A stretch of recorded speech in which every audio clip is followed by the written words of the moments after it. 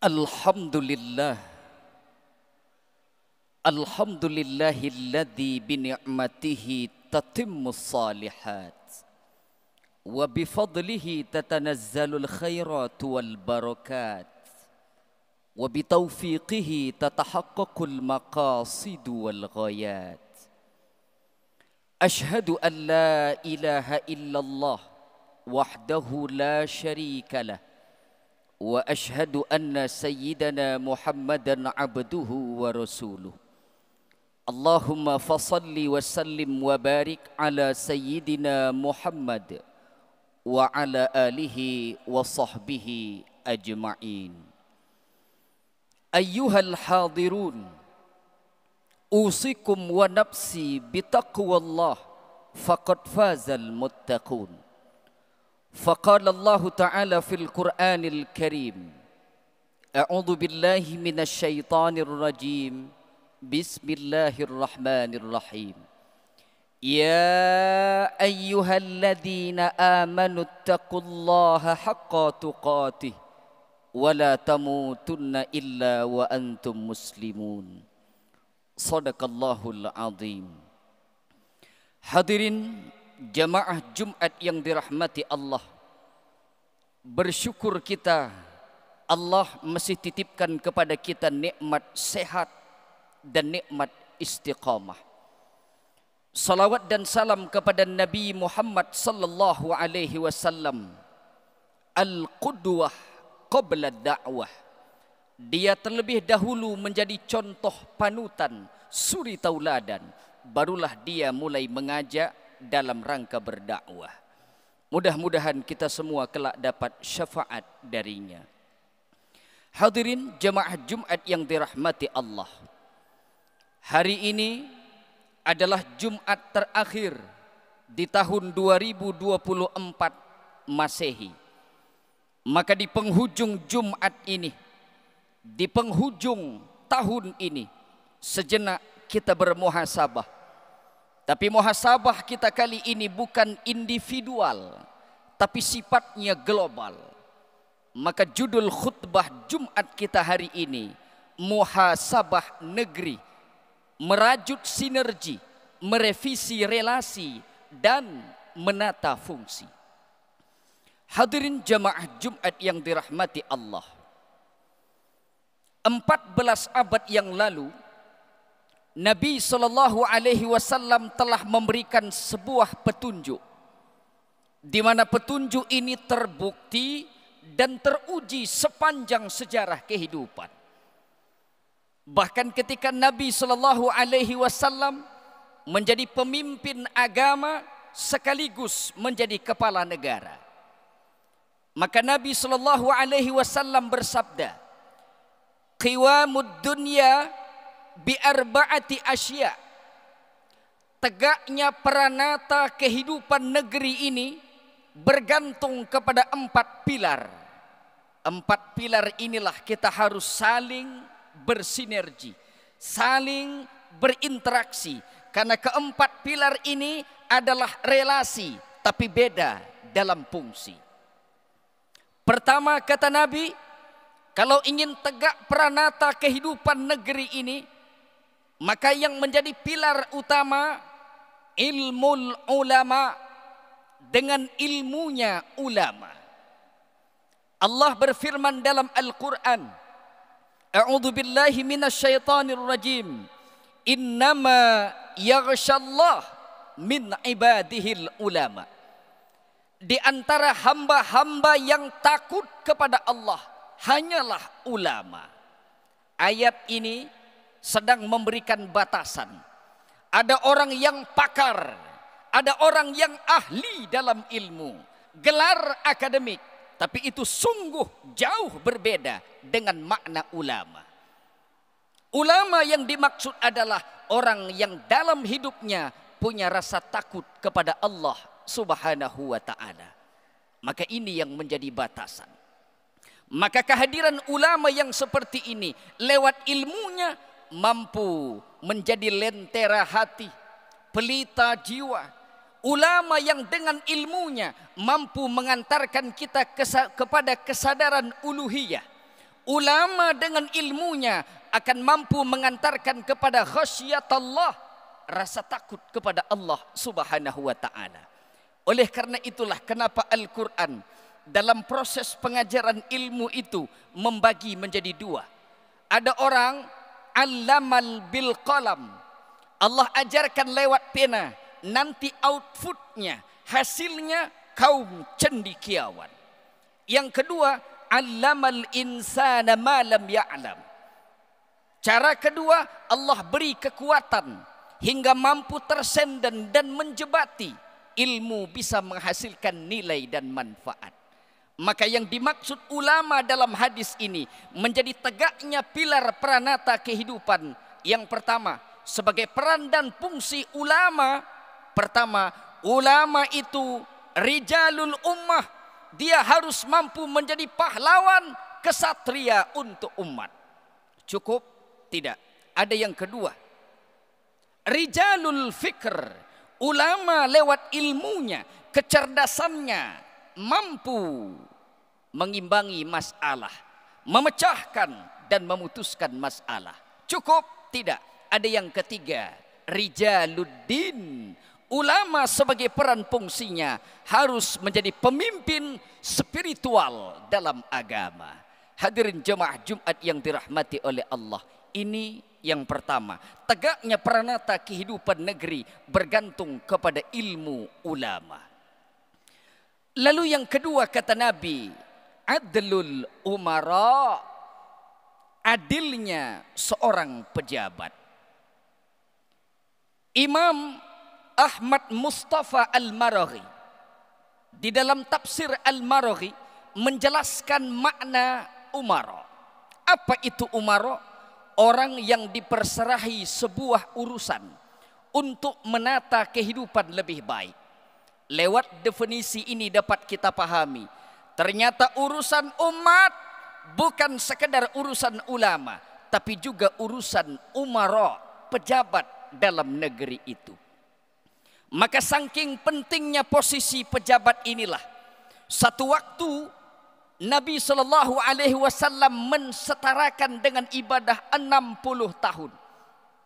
Adlu yaumin wahidin afdalu min ibadati sittina sanah.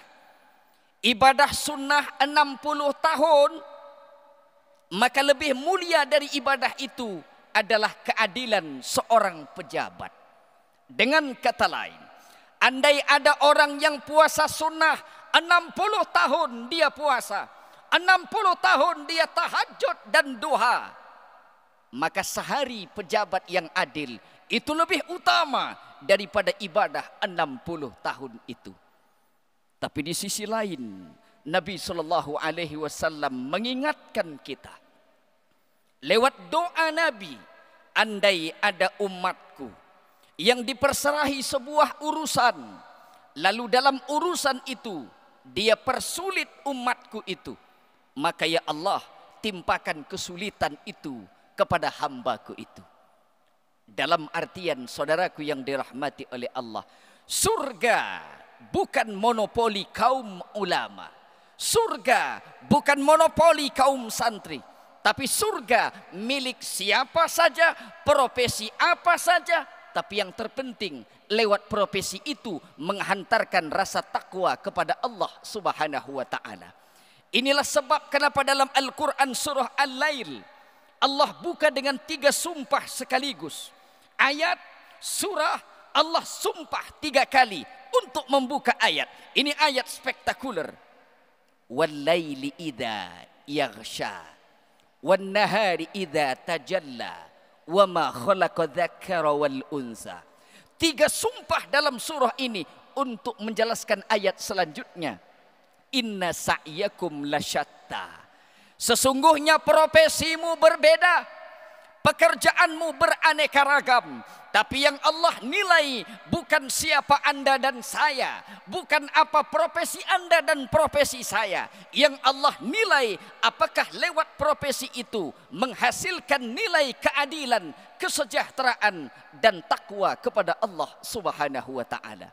Hadirin jemaah Jumat yang dirahmati oleh Allah, umara adalah pejabat yang adil, menjadi tegak pranata kehidupan.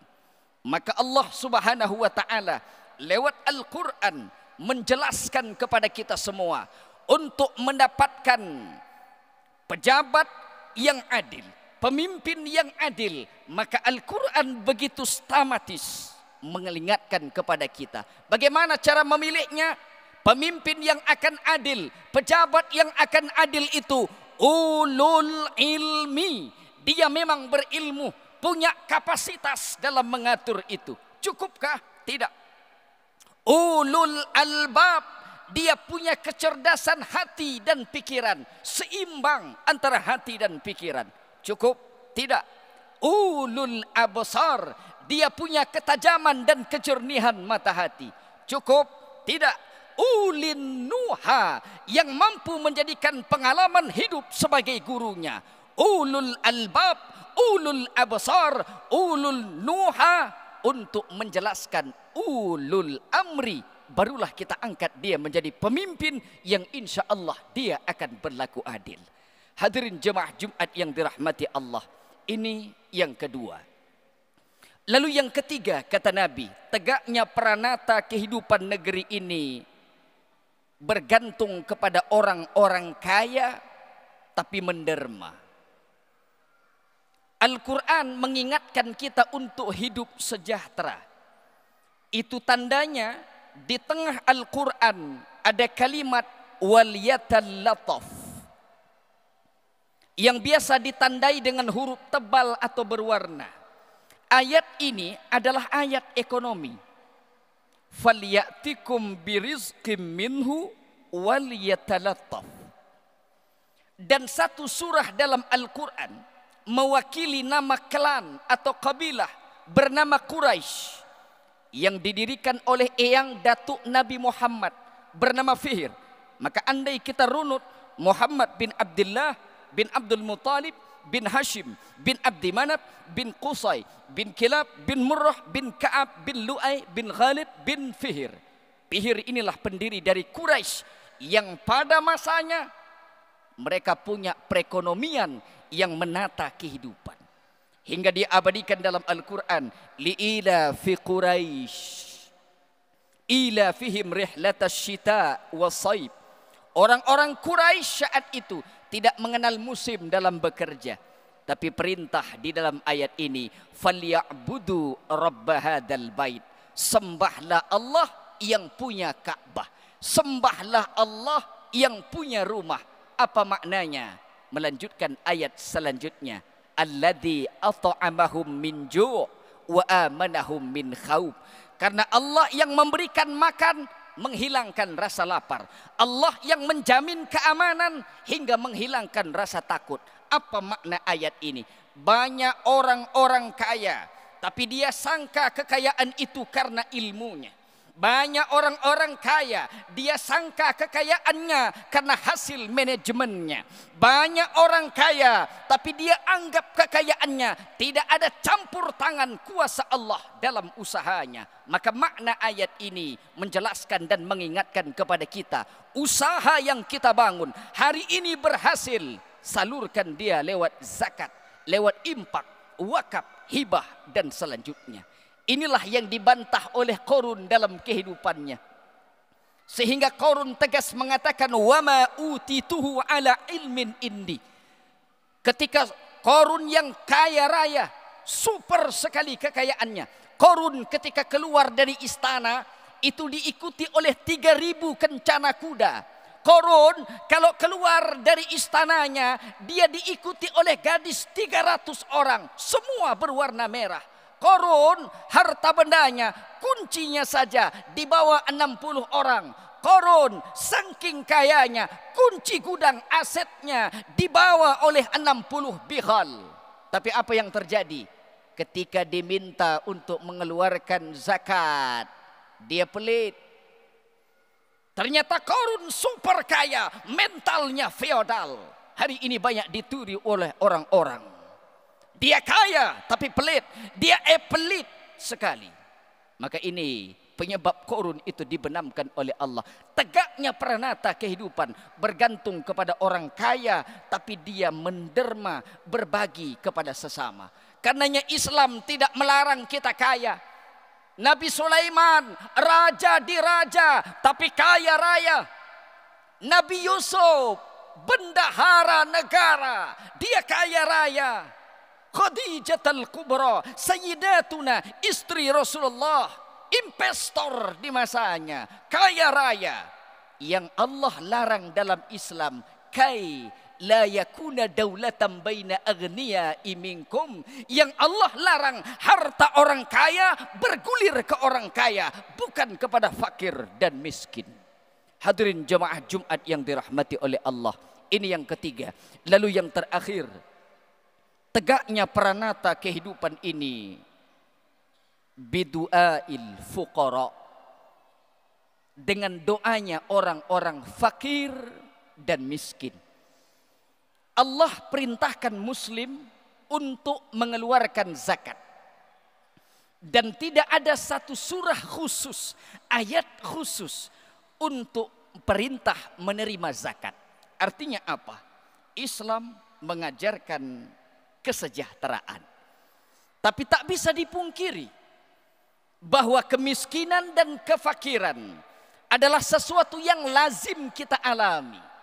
Karena itulah Islam membagi miskin dan fakir itu menjadi dua. Yang pertama, fakir harta, miskin harta benda. Maka Al-Quran menjelaskan ada lebih dari 10 istilah miskin dalam Al-Quran. Al-maskanat, miskin. Al-faqr, kefakiran. Al-mu'tar, al-mahrum, sa'ilun, al-qani, dha matrabah. Lebih dari 10 istilah dalam Al-Quran menjelaskan makna miskin yang ujungnya semua bermakna lemah, dhaif secara ekonomi. Mereka lemah secara ekonomi, tapi sisi lain mereka kuat. Ini yang diingatkan Nabi kepada kita semua. Innama yansurullahu hadhil ummah. Allah menolong umat ini karena banyak orang yang lemah. Lemah ekonominya, lemah sosialnya, lemah ilmunya. Bagaimana cara Allah menolong orang lemah? Bidakwatihim, doanya tajam, doanya kuat. Inilah orang-orang kritis pernah bertanya, kenapa orang miskin doanya kuat?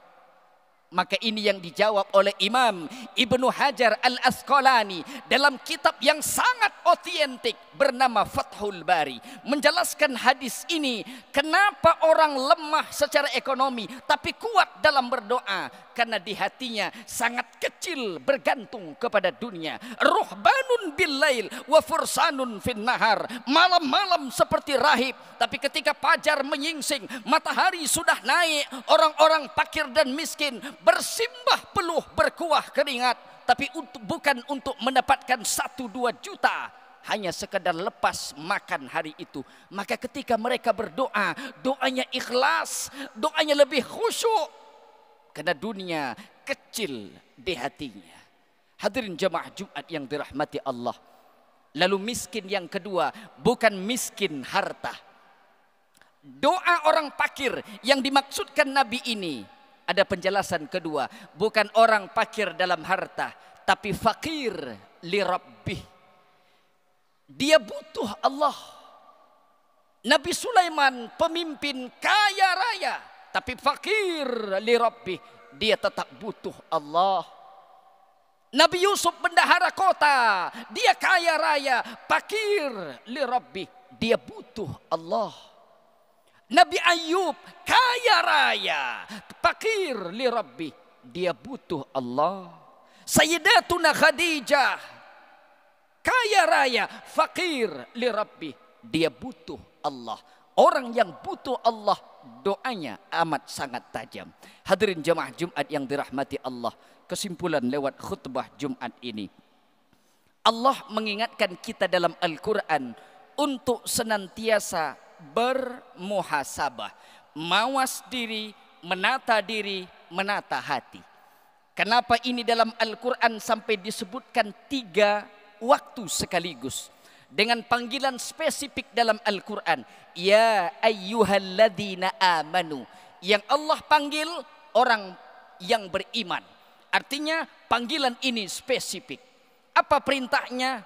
Bertakwa kepada Allah. Setelah takwa, wal tanzur. Perhatikan saat ini. Inilah muhasabah. Perhatikan saat ini. Bagaimana keadaan kita? Ma qaddamat. Lalu perhatikan bagaimana yang lalu. Lighat. Untuk menentukan hari esok.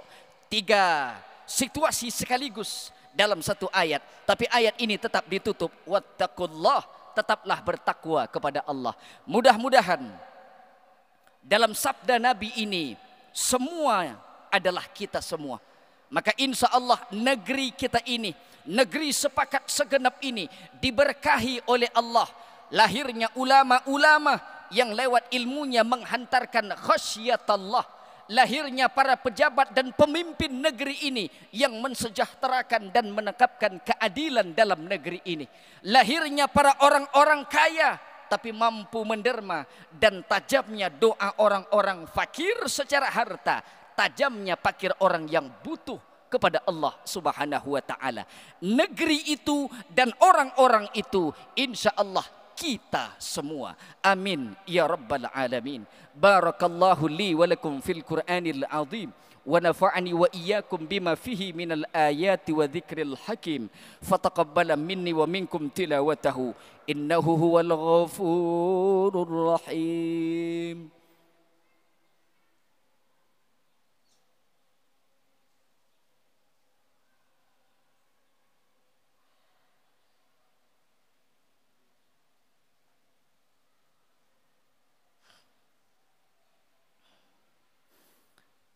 Alhamdulillahilladzi bini'matihi tatimmus salihat wa bifadlihi tatanazzalul khairat wal barakat wa bitaufiqihi tatahaqqaqul maqasid wal ghayat.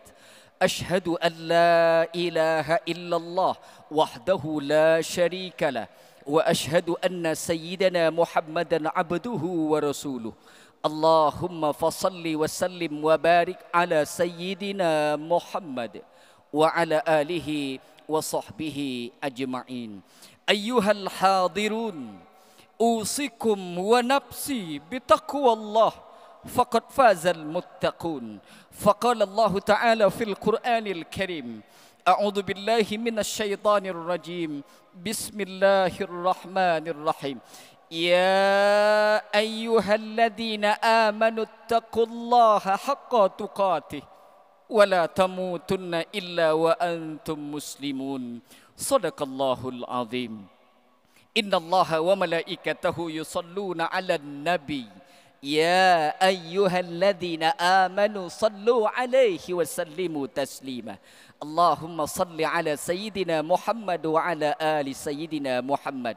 كما صليت على سيدنا إبراهيم وعلى آل سيدنا إبراهيم وبارك على سيدنا محمد وعلى آل سيدنا محمد كما باركت على سيدنا إبراهيم وعلى آل سيدنا إبراهيم في العالمين إنك حميد مجيد. اللهم اغفر للمسلمين والمسلمات والمؤمنين والمؤمنات وتبع بيننا وبينهم بالخيرات في الحياة وبعد الممات. اللهم جملنا بالعافية والسلامة وحققنا بالتقوى والاستقامة وأعذنا من موجبات الندامة إنك لا تخلف الميعاد. ربنا ظلمنا أنفسنا وإن لم تغفر لنا وترحمنا لنكونن من الخاسرين. ربنا آتنا في الدنيا حسنة وفي الآخرة حسنة وقنا عذاب النار. عباد الله، إن الله يأمر بالعدل والإحسان وإيتاء ذي القربى وينهى عن الفحشاء والمنكر والبغي يعظكم لعلكم تذكرون ولذكر الله أكبر.